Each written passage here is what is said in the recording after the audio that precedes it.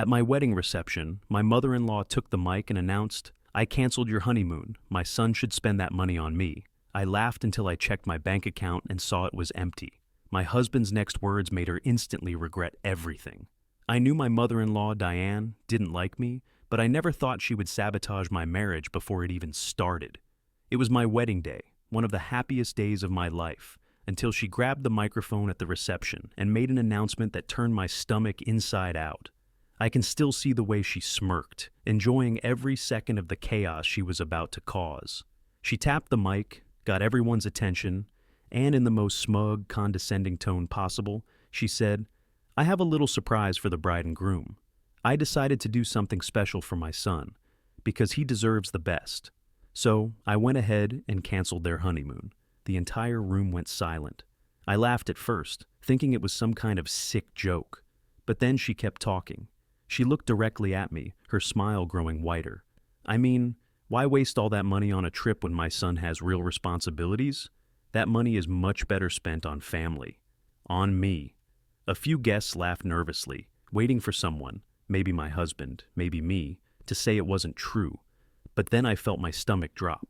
I glanced at my husband, Jake, expecting him to be just as confused and horrified as I was.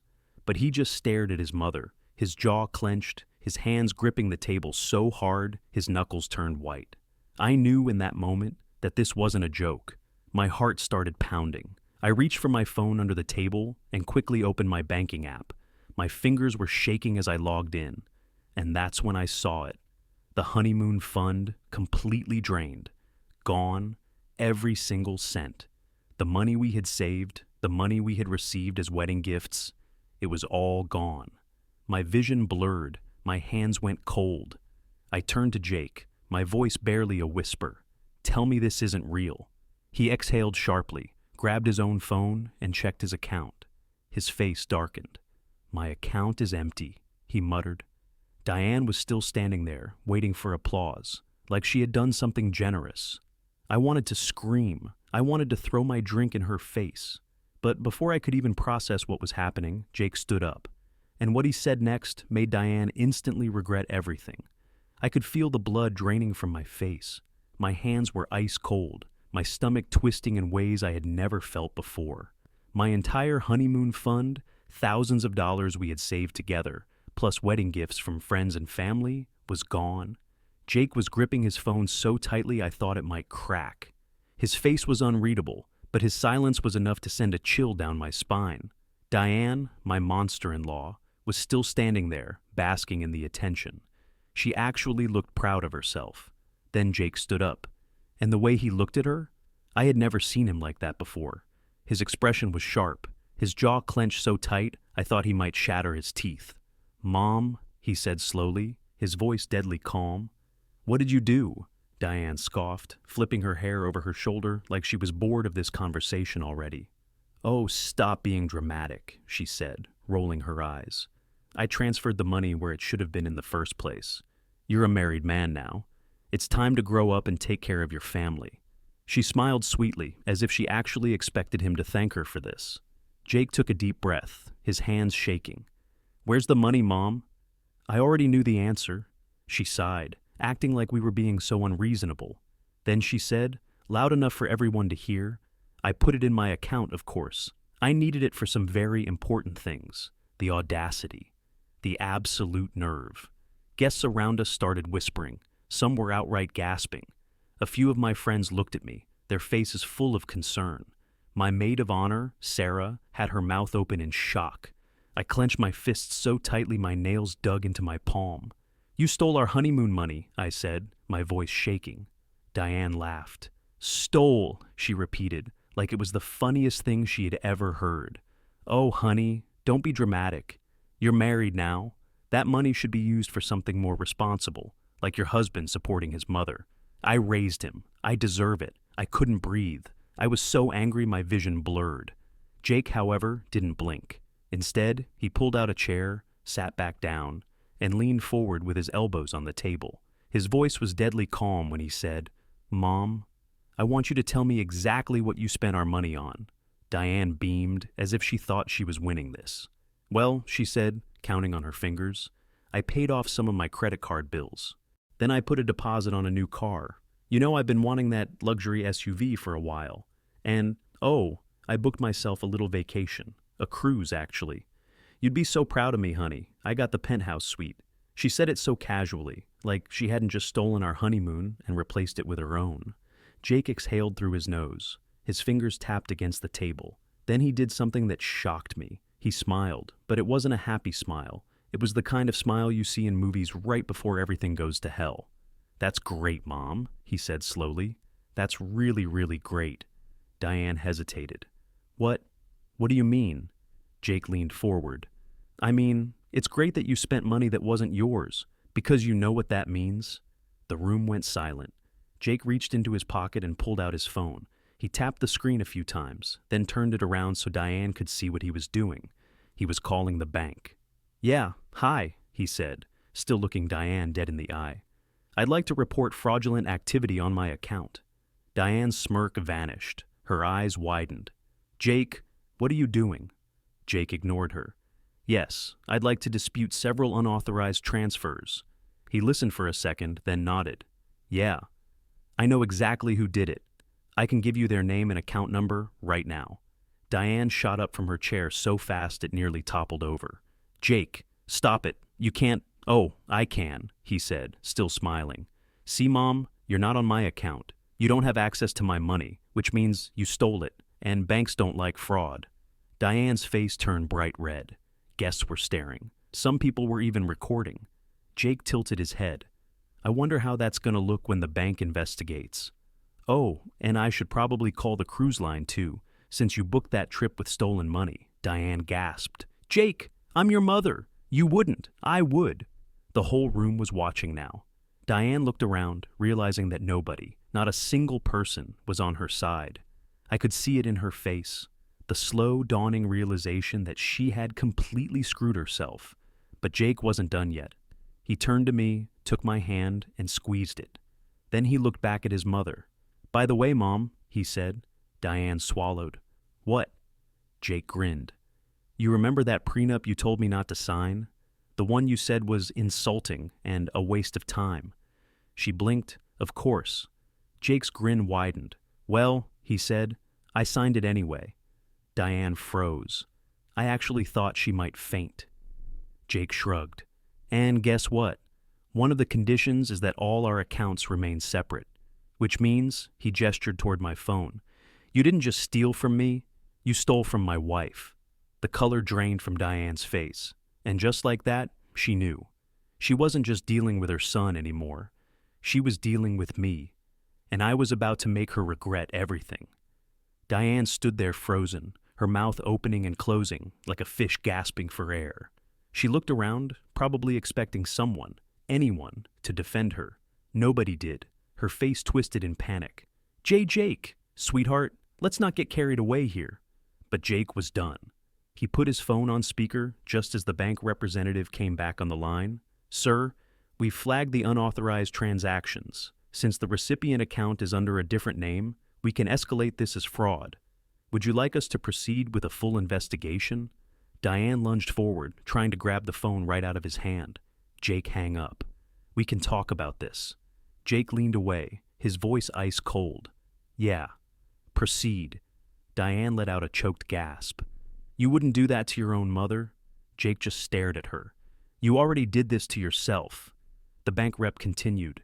"Understood. We'll be reversing the charges and notifying authorities. This will result in a temporary freeze on the recipient's account while we investigate. If this case is confirmed as fraud, legal action may be taken," Diane screeched. "Legal action? No, tell them to stop. Jake, fix this." But Jake wasn't done.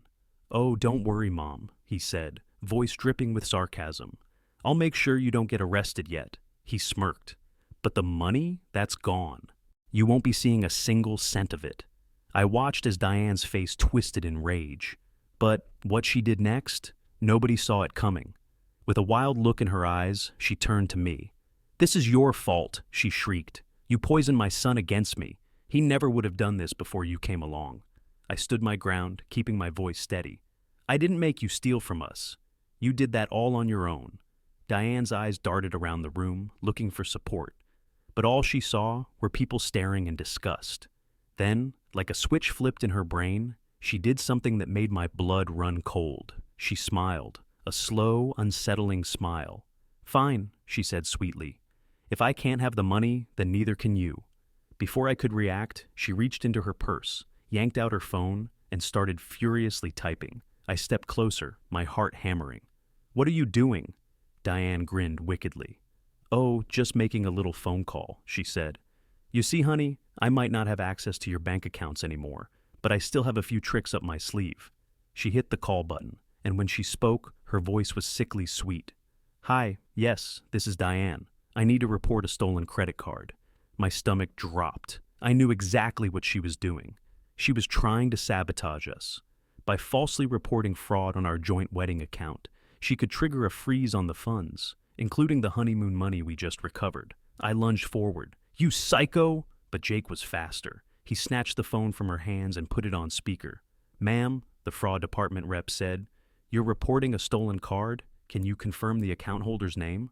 Diane paused. Her mouth twitched. She glanced at me, then back at Jake.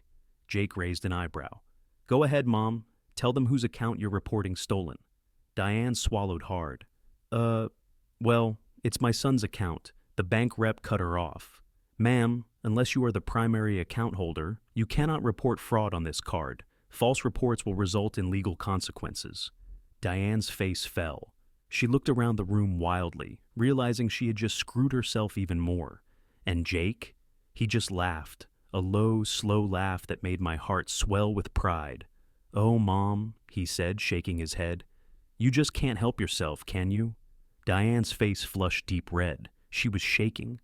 I... Before she could say anything else, her phone buzzed. She grabbed it, glanced at the screen, and immediately went pale. Jake smirked. "That the bank?" She didn't answer. She didn't have to. Because at that moment, another guest, a family friend, cleared his throat and stood up. "Diane," he said slowly. "You do realize I'm a lawyer, right?" Diane's eyes widened. He crossed his arms. "And what you just did? That was attempted financial fraud. You literally did it in front of 50 people. People started whispering. A few guests nodded in agreement. Diane staggered back. "Wasn't." The lawyer raised a hand, cutting her off. "Save it. You might want to get ahead of this before it gets worse." Diane turned to Jake, pleading. "Honey, you're not really going to let them do this to me, are you?" Jake looked at her for a long, hard second. Then he smiled. "You did this to yourself." Diane let out a strangled sob. "Jake?" But Jake just shrugged. "Enjoy your Nuvia vacation, Mom," he said. "It might not be a cruise, but I hear jail cells have a lovely view." Diane's face crumpled, and in that moment, I knew. She finally understood that she had lost. Diane stood there, frozen. Her face had drained of color, her hands shaking at her sides. She had lost control of the situation, and she knew it. But that didn't mean she was done. "Oh, come on," she scoffed, forcing a laugh. "This is ridiculous. Are you really going to ruin your wedding day over a little misunderstanding?" I was done listening to her. I took a step forward. "A misunderstanding?" My voice was shaking, but not from fear, from rage. "You stole from us? You took our honeymoon money, spent it on yourself, and then tried to commit bank fraud in front of 50 witnesses. That's not a misunderstanding. That's a crime." Diane's fake smile twitched. But I wasn't finished. "You keep acting like we owe you something," I said, my voice rising. "Like your son's money, our money, belongs to you. But guess what, Diane?" I tilted my head. "It doesn't." A few guests clapped. Diane snapped her head around, glaring at the people who dared to support me. But she wasn't just losing control of the night, she was losing control of her son. Jake folded his arms. "You know what, Mom?" He let out a sharp breath. "This is actually the perfect time to tell you something I've been holding back for a while." Diane stiffened. "Wait, what?" Jake didn't look away. "I've been done with you for a long time. The only reason I still spoke to you was because I thought, stupidly, that you could change. But you can't. And after tonight, I'm officially cutting you off." Diane's eyes bulged. "Don't mean that." Jake's voice was firm. "I do." Diane gasped like he had just slapped her. The room was silent. People were watching, waiting to see how this would end. Jake turned to me, took my hand, and kissed my fingers. Then he faced Diane again. "You took our money," he said. "So now I'm taking something from you." Diane swallowed hard. "You don't have a son anymore." A few people audibly gasped. Diane's entire body shook. "You don't mean that," she whispered. Jake didn't flinch. "I do. After tonight, I want nothing to do with you. No calls, no visits, no texts. If you ever try to contact me or my wife again, I'll file a restraining order." Diane's breath came out in short, panicked gasps. "No, no, no, Jake. You can't do this. I'm your mother. I raised you." Jake's expression hardened. "And you just showed me exactly what kind of mother you are." Diane cracked, her face twisted, her body trembling. And then, like a child throwing a tantrum, she screamed. A full-on, blood-curdling scream. She stomped her foot, her entire body shaking with rage. You ungrateful Jake grabbed my hand and turned away from her. "Come on, babe. Let's go enjoy the rest of our wedding." And just like that, we left her standing there, humiliated, exposed, and completely alone. But the best part? The revenge wasn't over. The aftermath, Diane's downfall. The next morning, the fallout began. The bank reversed the transactions. Every single dollar Diane stole was put right back into our accounts. Her luxury car deposit, canceled. Her cruise, gone. Her accounts were frozen. Because of the fraud report, her own bank flagged her account for suspicious activity. She couldn't touch her money for weeks while they investigated. She got a visit from the police. Turns out, banks take fraud pretty seriously. She wasn't arrested yet, but she was formally warned that any further financial theft would result in charges. She became a social pariah. Word spread fast through the family and community. People cut her off. Friends stopped talking to her. Even some of her own relatives disowned her. But the final blow, the ultimate revenge, her worst nightmare. 3 months later, Jake and I finally went on our honeymoon, a fully upgraded first-class trip to Greece. Paid for entirely by the wedding guests, who despised Diane so much that they sent us extra money just to spite her. We posted photos, lots of them. Diane? She saw every single one. And according to one of Jake's distant cousins, she cried about it for weeks. Final words. Diane lost everything that day, her son, her reputation, her control, and the best part, she did it all to herself. Jake and I, on the other hand, we've never been happier. We're building a life free from her toxicity, and we have zero regrets. Because at the end of the day, the best revenge is living well. And Diane, she'll have to live with the consequences of her own actions. Forever. The end.